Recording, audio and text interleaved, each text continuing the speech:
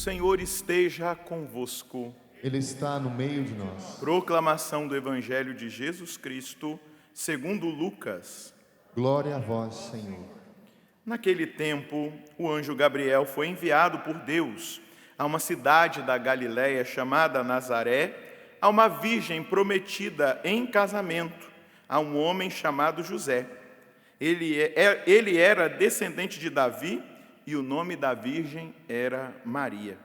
O anjo entrou onde ela estava e disse: Alegra-te, cheia de graça, o Senhor está contigo. Maria ficou perturbada com estas palavras e começou a pensar qual seria o significado da saudação. O anjo então disse-lhe: Não tenhas medo, Maria, porque encontraste graça diante de Deus. Eis que conceberás e darás à luz um filho, a quem porás o nome de Jesus. Ele será grande, será chamado Filho do Altíssimo, e o Senhor Deus lhe dará o trono de seu pai Davi. Ele reinará para sempre sobre os descendentes de Jacó, e o seu reino não terá fim. Maria perguntou ao anjo: Como acontecerá isso, se eu não conheço homem algum? O anjo respondeu: O Espírito virá sobre ti, e o poder do Altíssimo te cobrirá com a sua sombra. Por isso o menino que vai nascer será chamado Santo, Filho de Deus. Também Isabel, tua parenta, concebeu um filho na velhice. Este já é o 6º mês daquela que era considerada estéril, porque para Deus nada é impossível. Maria então disse: Eis aqui a serva do Senhor, faça-se em mim segundo a vossa palavra. E o anjo retirou-se. Palavra da salvação. Glória a vós, Senhor. Vamos nos sentando e cantando mais uma vez o refrão do nosso salmo. O poderoso fez em mim maravilhas, e santo é o seu nome. O poderoso fez em mim. Força, juntos. Santo é o seu nome. E santo é o seu nome. Meus irmãos, minhas irmãs, nessa quarta-feira em que nós celebramos esse dia de uma memória tão importante na história da igreja e também na realidade da vida cristã no Ocidente, e de uma maneira muito importante também na nossa vida. Nós celebramos hoje Nossa Senhora do Rosário. E no decorrer da partilha da palavra, na homilia, nós vamos tomando consciência daquilo que hoje nós celebramos como memória da Santíssima Virgem. E ela é o modelo apresentado pela igreja a nós nesse dia. A igreja chama a nossa atenção para a Virgem Maria, para que nós olhemos para essa mulher humana, mas tocada pela graça de Deus, que se torna para nós uma seta, que aponta realidades importantes que eu e você precisamos viver e assumir. A primeira delas, que eu pude colher da liturgia da palavra, desta liturgia, é Maria como modelo de oração. A primeira leitura nós vamos perceber no testemunho que Lucas, o evangelista, e aquele que também deu a nós de presente a igreja, esse presente dos Atos dos Apóstolos, ele vai testemunhar aquele momento em que Jesus ascende aos céus e que eles, em obediência humilde, vão para o andar de cima, que era um lugar muito familiar a eles, porque Jesus se reuniu muitas vezes com eles nesse lugar. Ali eles receberam ensinamento, ali eles receberam de Jesus o grande dom da instituição do sacerdócio, ministerial, eles receberam ali naquele andar de cima, no cenáculo, a instituição da Eucaristia. E agora, nesse andar de cima, eles permanecem em espera, numa expectativa do cumprimento da promessa. E qual é a promessa que eles estão esperando? O derramamento do Espírito Santo. O Espírito Santo que a partir daquele momento guiaria a vida deles. E lá estava ela. O evangelista Lucas, que escreveu os Atos dos Apóstolos, diz que estava Maria, a mãe de Jesus, junto com os 11, as outras mulheres e a família de Jesus. E ali no andar de cima, eles perseveram unânimes em oração. E aqui é importante nós entendermos algo. Somente quem reza consegue compreender os planos de Deus. Quem não reza não entende os planos de Deus. Porque muita coisa que acontece na nossa vida, no nosso dia a dia, está dentro de um plano de Deus, de um plano sobrenatural, e que não pode ser traduzido simplesmente pelo intelecto, pela razão. Mas para que nós compreendamos, a nossa razão precisa ser iluminada pela fé. E a nossa razão só será iluminada pela fé à medida que eu e você nos abrirmos a Deus em oração. Pedirmos a Deus que Ele nos ilumine, nos faça compreender tudo aquilo que acontece na nossa vida, no nosso dia a dia, para que nós compreendamos a vontade de Deus. Por exemplo, um dia eu tive que discernir a minha vocação. Um dia o Senhor me chamou, e para que a gente entre num discernimento das realidades espirituais, como foi o meu chamado, precisava-se de uma abertura de oração para que Deus me mostrasse a vontade dEle e não a minha. Porque eu compreendi que para entender a vontade de Deus não bastava fazer cálculos matemáticos simplesmente, mas era preciso abrir-me inteiramente à vontade de Deus. E a minha razão natural foi iluminada pela graça da fé, para que eu compreendesse os desígnios de Deus para a minha vida. Quantas pessoas estão perguntando: Deus, o que o Senhor quer para mim? Mas é preciso se abrir inteiramente nesse processo de uma comunhão contínua com Deus, para se compreender o projeto, a vontade de Deus. Até mesmo as coisas difíceis que acontecem, nós só vamos entender esse tempo de pandemia não lendo livro de histórias, não lendo relatos de situações simplesmente que aconteceram, não contando números de perdas, mas em Deus, na oração. O que o Senhor quer falar a nós como humanidade, a nós como povo brasileiro, a mim? O que o Senhor quer falar? E aí, eles foram para a sala de cima, um lugar separado para a oração. Eles foram para o andar de cima, um lugar apto para a revelação, onde Deus se revelaria a eles. E muitas vezes nós precisamos encontrar o nosso andar de cima, encontrar o lugar da intimidade, o lugar do relacionamento, entrar no meu quarto, fechar a porta e orar ao Deus que se deixa encontrar ali? É entrar numa capela do Santíssimo? É subir num monte? Não sei. Claro, na capela do Santíssimo é o lugar perfeito da revelação de Deus. Mas ali, nesse andar de cima, fica marcada a figura da Virgem Maria, mãe de Jesus e nossa mãe. E ela ocupa um lugar de destaque. Lucas, nos Atos dos Apóstolos, dá um lugar de destaque para ela. Já no início da igreja, porque ali era o início da igreja. Dali o evangelho se espalharia pelo mundo inteiro. E lá está a mãe de Jesus, porque ela é modelo de ser humano aberto à oração.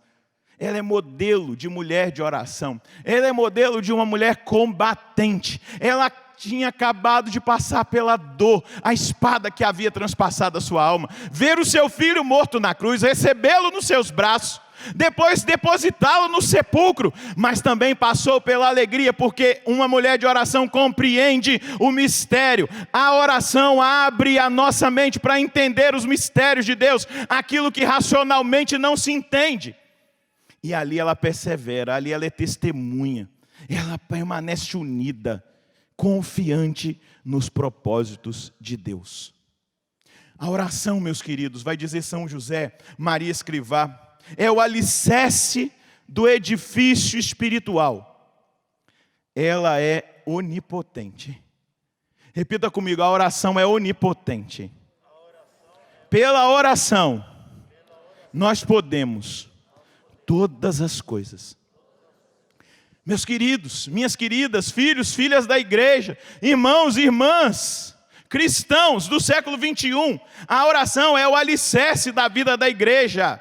Não adianta, assim, a gente vê isso na igreja nascente, eles permanecerem em oração. Depois Pedro foi pregar, quando recebeu o Espírito Santo. Depois eles saíram pregando, mas ali eles aprenderam. E a igreja nascente é marcada. Eles se reuniam para a fração do pão, para ouvir a palavra dos apóstolos. Eles se reuniam para orar, eles subiam ao templo para rezar. A igreja é marcada por essa dinâmica da oração. E vê-se na oração essa grande arma como o meio mais poderoso para nós vencermos todas as batalhas que nós enfrentamos. As lutas interiores, as batalhas familiares, as lutas espirituais, as realidades de vícios que precisam ser vencidos e a virtude que precisa ser aplicada ao lugar daqueles vícios que nós trazemos.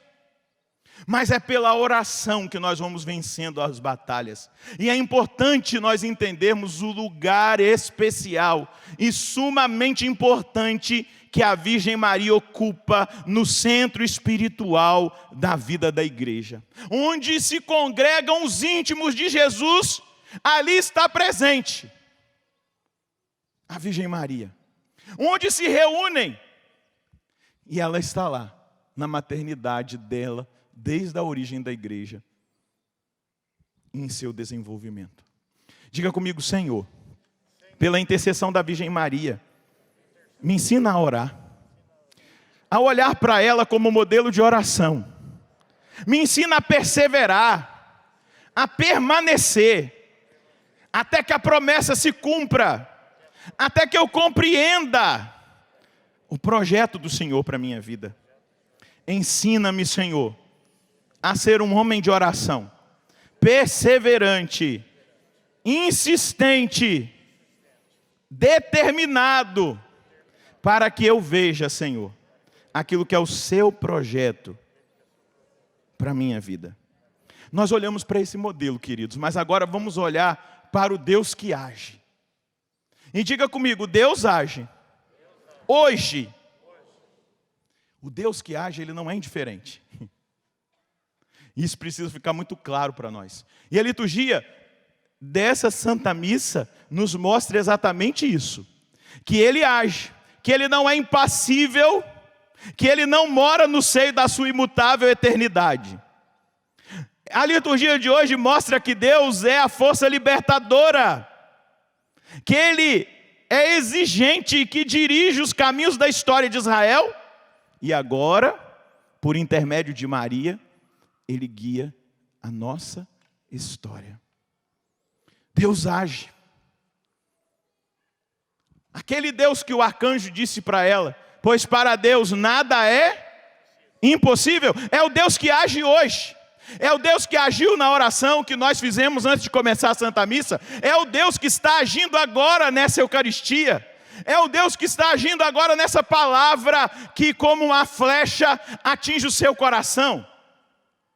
E que, se você abrir o coração, é uma palavra libertadora, é uma palavra transformante. E por intermédio de Maria, Deus age no meio de nós, a partir daquele que Ele mesmo nos deu, o Filho. Colocarás o nome dele de Jesus, e o seu reino não terá fim. O seu governo não terá fim. O governo de Deus está estabelecido sobre essa terra, e esse governo é regido por aquele que foi estabelecido como Rei dos Reis, Senhor dos Senhores, e o seu nome é Jesus. Eu queria que você aplaudisse o nome desse rei que governa, que rege.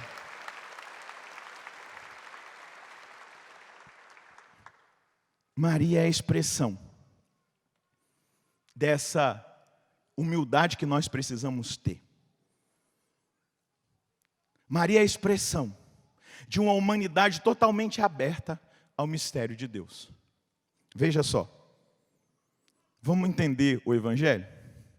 Primeira coisa, Deus fala por meio do arcanjo. E aqui é muito importante. Deus não se manifestou ali de uma forma extraordinária que roubasse de Maria a liberdade do sim e do não. Porque muitas pessoas dizem assim: olha o mundo como está. Por que Deus não aparece? Por que Deus não se manifesta? Porque tiraria a liberdade de escolha. Porque a manifestação gloriosa de Deus, se Deus se manifestasse aqui agora, uma manifestação visível, onde nós víssemos a glória de Deus, né? Lembra que Moisés viu Deus pelas costas, porque se visse pela frente, morreria, não aguentaria a glória de Deus. E se nós contemplássemos Deus como Ele é agora, aqui, nós perderíamos a liberdade, porque nós cairíamos aqui, aos pés dEle em adoração, sem liberdade de escolha, porque a sua glória, o seu poder, a sua santidade, a sua força, a sua autoridade nos atrairia. Então não imagine que esse anjo apareceu imenso, luminoso, e que roubasse de Maria pela experiência com esse ser extraordinário que refletia a poderosa glória de Deus, que tirasse dela a liberdade. Não, Maria teve a liberdade. Então Deus fala por meio do anjo. Possivelmente ele se manifestou de uma forma humana. Lembra quando Rafael foi conduzir Tobit e Sara para a libertação? Eles perceberam que ele era um anjo? Não. A gente vai ver lá na liturgia, na escritura, que não. Só depois que ele se revela que eles veem. Porque senão a glória de Deus presente e manifesta ali roubaria deles a liberdade. Hoje, eu e você temos liberdade. A humanidade tem liberdade para dizer sim ou não para Deus. E quantos têm dito não para o projeto, para a obra de Deus? Porque são livres.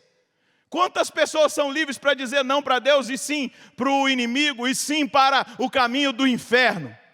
Nós temos a liberdade do sim e do não. Maria teve. Deus falou por meio do anjo.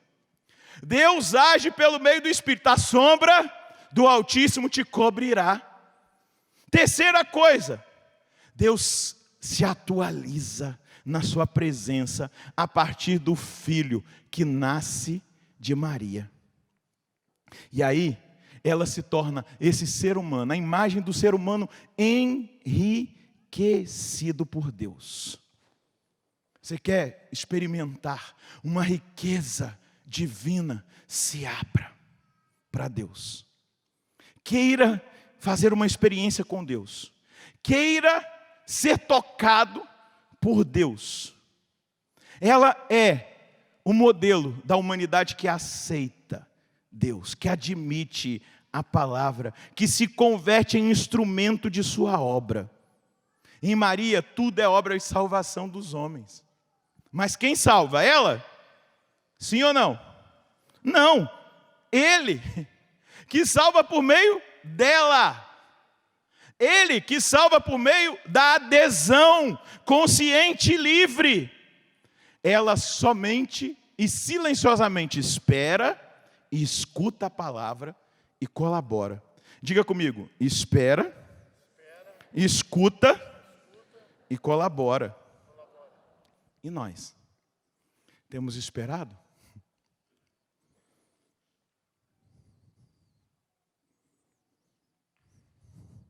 Temos escutado a palavra? temos colaborado. É interessante quando o apóstolo Paulo vai dizer lá nos Atos dos Apóstolos, no capítulo 16, crê no Senhor Jesus e será salvo tu e a tua casa, a tua família. Olha o poder do sim. Talvez você seja o único, você seja a única. Agora, eu quero trazer aqui uma visão que me impactou, e hoje, rezando, Deus me lembrava e eu trouxe. Fiz questão de anotar, ainda coloquei em caneta vermelha, ó. Mudei as cores, azul, vermelho, para partilhar com você um trechinho de um livro que o nosso Papa Emérito escreveu sobre Jesus, a infância de Jesus. E olha o que ele vai falar do sim. Depois do fracasso dos nossos primeiros pais, qual foi o fracasso? Qual foi o fracasso de Adão e Eva? Deixar de escutar a Deus para escutar o diabo, a serpente. Deixar se enganar pela serpente que colocou dúvida sobre aquilo que Deus tinha determinado. Depois do fracasso dos nossos primeiros pais, o mundo inteiro está às escuras sob o domínio da morte. Agora Deus procura entrar de novo no mundo. Agora Deus procura entrar na sua casa. Qual o seu nome? Agora Deus procura entrar no seu ambiente de trabalho. Agora Deus procura entrar nas suas amizades. Agora, no século 21, Deus procura entrar no seu bairro, na sua cidade, na sua rua, no seu estado, na nação brasileira, como Ele quis entrar no mundo. E aí Ele bate a porta de Maria. E aí Ele bate a porta do coração do Padre Roger. E aí Ele bate a porta do seu coração. Ele tem necessidade do concurso da liberdade humana.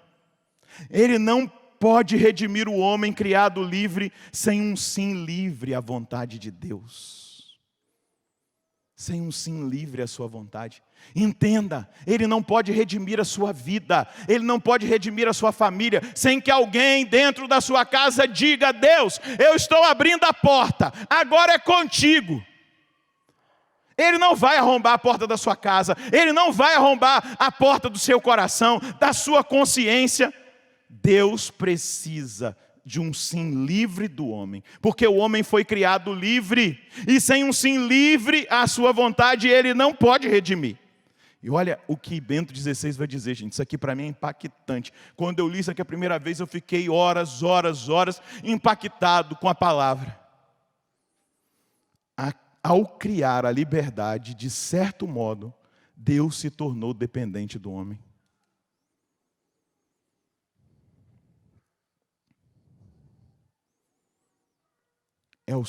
E o seu poder está ligado ao sim, não forçado, de uma pessoa humana. Não forçado, livre. Ora, São Bernardo afirma que no momento do pedido feito a Maria, o céu e a terra como que suspendeu a respiração. Olha São Bernardo olhando para o evangelho de hoje, o anúncio. A humanidade, o céu e a terra perderam a respiração. Dirá sim?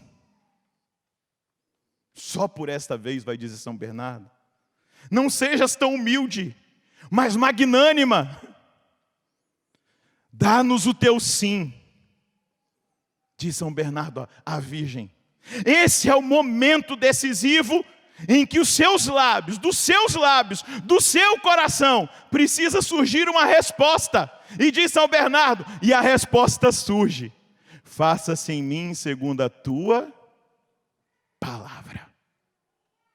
É o momento da obediência livre, humilde e simultaneamente magnânima, na qual se realiza a decisão mais sublime da liberdade humana. Se eu e você dissermos o nosso sim, como a Virgem Maria disse, a redenção acontece na nossa vida. Hoje eu estou celebrando o dom da vida, e eu celebro cada ano com muito entusiasmo, porque Deus já me deu pelo menos 3 chances. A primeira foi no meu nascimento, porque não estava programado para eu nascer no dia 7. Eu deveria talvez nascer no dia 6 ou no dia 5, mas o médico ficou insistindo para que a minha mãe tivesse parto normal. No entanto, que quando eu nasci, eu tive que ir para o balão de oxigênio, porque já tinha passado da hora de nascer. Mas bendito seja Deus por eu ter nascido no dia de Nossa Senhora e Nossa Senhora do Rosário. Eu sou grato a Deus. Mas eu vejo ali uma grande batalha para a vida. Talvez o médico não quisesse, não era a intenção, mas aquele que veio para matar, roubar e destruir, estava à espreita, porque sabia, se aquele homem que nascia, que recebeu dos seus pais o nome de Roger, desse sim a Deus, a redenção aconteceria na vida dele.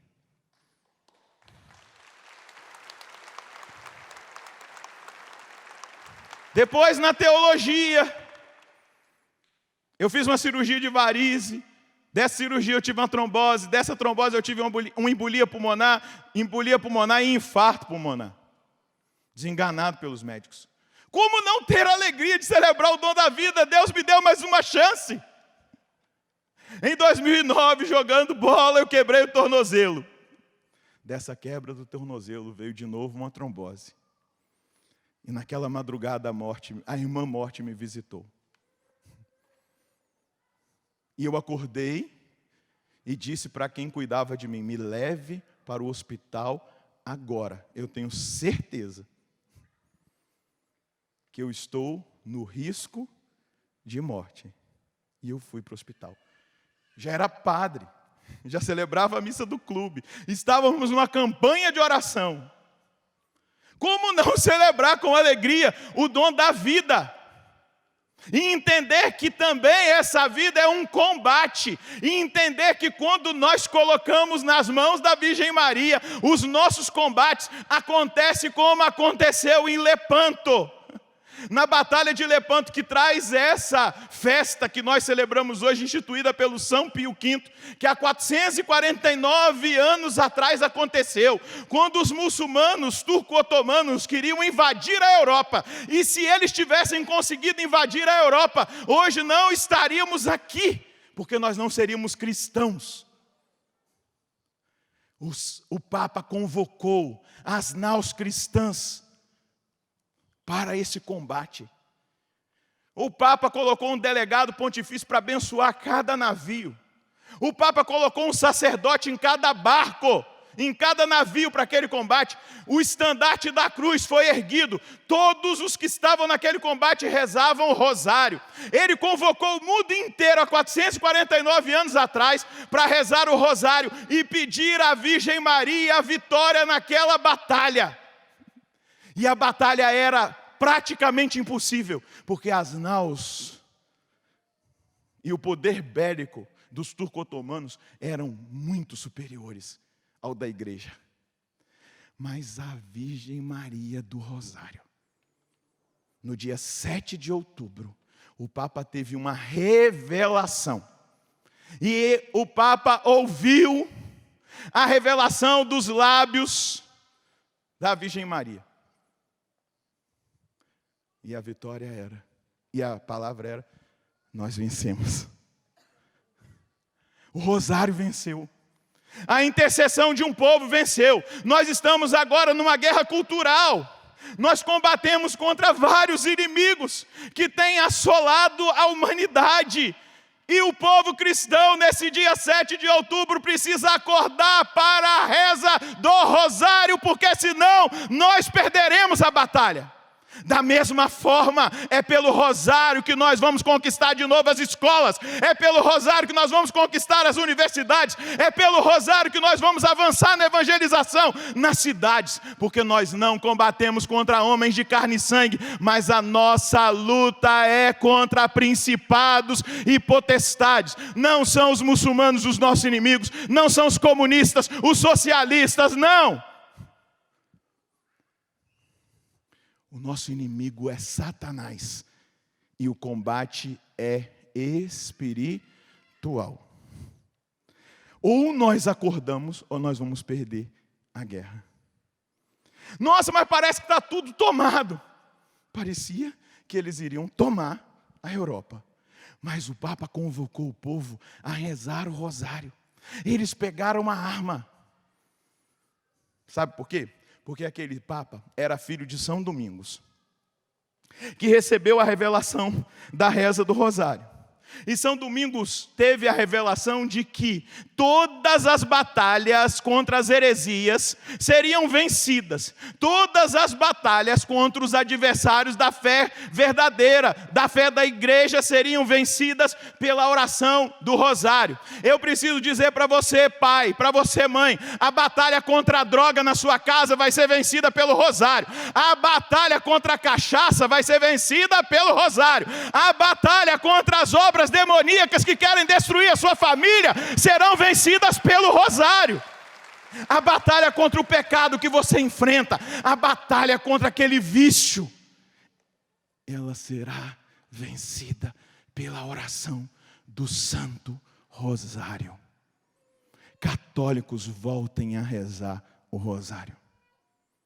Católicos, tragam os mistérios da salvação para a vida de vocês todos os dias. Medite nos mistérios da salvação.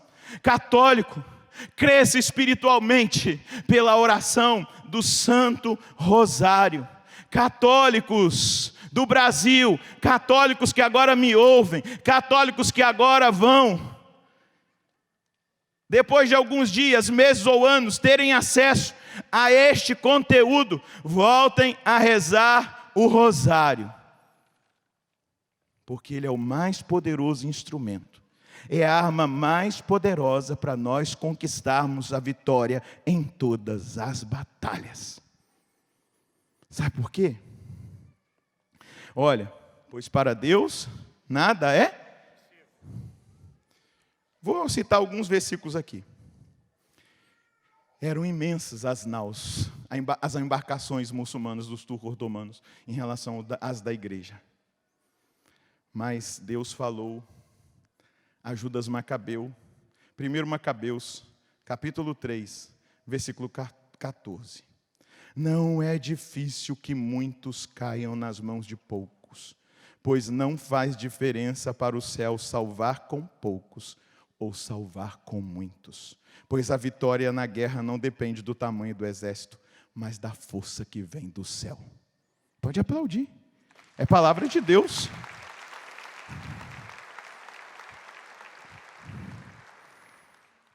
Apocalipse 12.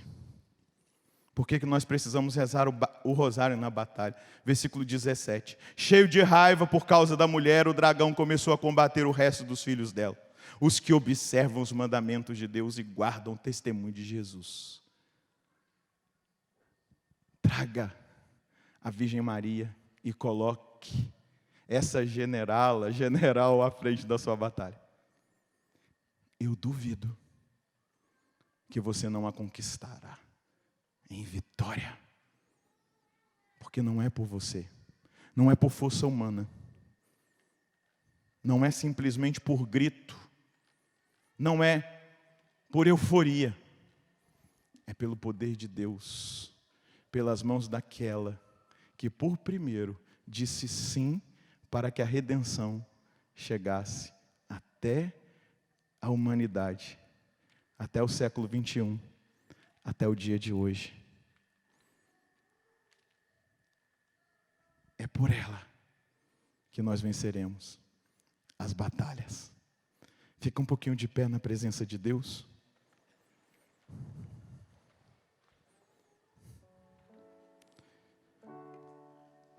Lutar junto com a Virgem Maria para salvar as nossas almas e de todas as pessoas que nós pudermos salvar.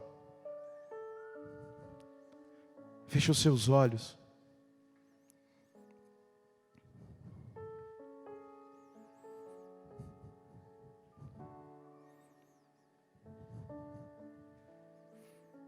E agradeça a Deus nesse momento por essa palavra.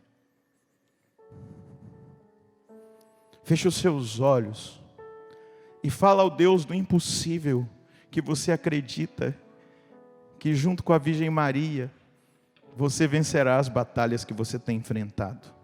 Eu quero dizer para aqueles que tinham pensado em desistir: tragam uma Virgem Maria para a frente da batalha no seu matrimônio. Traga uma Virgem Maria para a frente da batalha na luta pelo seu filho, pela sua filha, pela libertação que ele precisa. Traga a Virgem Maria para a batalha financeira que você tem enfrentado. Traga a Virgem Maria para a luta e a briga interior que você tem enfrentado consigo mesmo, com as suas tendências, com as suas paixões. Peça agora a ajuda da mãe. Fala: mãe, me ajuda porque eu me sinto fraco. Mãe, me ajuda, por favor, me ajuda a vencer as minhas batalhas. Fala agora a ela, ora agora a ela, como sua mãe. Ela é mãe, ela não é deusa, ela não tem essa prerrogativa e muito menos quer. Ela sabe o lugar dela. A minha alma engrandece o Senhor e o meu espírito exulta em Deus, meu Salvador, porque Ele viu a pequenez de sua serva. Essa pequena serva, humilde serva, é mãe. E na hora das maiores dificuldades, quando nós éramos crianças, nós gritávamos: mamãe, eu caí, eu machuquei, está doendo, eu estou sem força. Mãe, eu estou com febre, eu estou com dor de barriga. Era assim.